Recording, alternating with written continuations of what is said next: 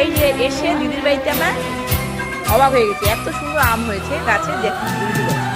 এক জায়গায় হ্যাঁ দিদির যাই হোক নাতি পুতে মানে বড় হয়ে গেছে, ছোট থাকলে একদম ছিঁড়ে নিতে বড় হয়ে গেছে। ও আমার হাতা পায়, সে টুকি ছেড়ে হাতা পায় পাবে বড়।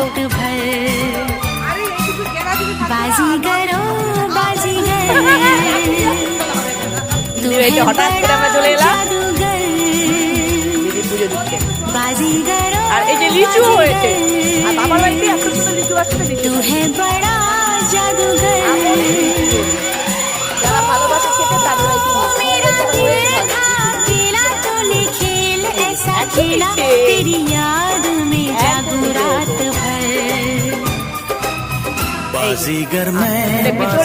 বাইরে অনেক গাছ রয়েছে, ওগুলোতে বলে হয়নি সেভাবে, বাড়িটাতে হয়েছে। থেকে কোথায় চলে এলাম আপনারা বুঝতে পারলেন? আমরা কোথায় বললাম আমি আছি আর কোথায় চলে এসেছি। তো যাই হোক, এটাই হচ্ছে বলার ছিল যে গাড়িতে যাচ্ছিলাম, যেতে চলে এইদিকে মানে আমাদের দিকে সোজা রাস্তা, ডান দিকে বা দিকে দিদির বাড়ি, সোজা ঢুকে গেছি। ও চল যাবি দিদির বাড়ি? হ্যাঁ যাবো চল। চলে এলাম। তো যাই হোক, এটা ক্যামেরাবন্দি করে নিলাম, এসে ভালোই হলো।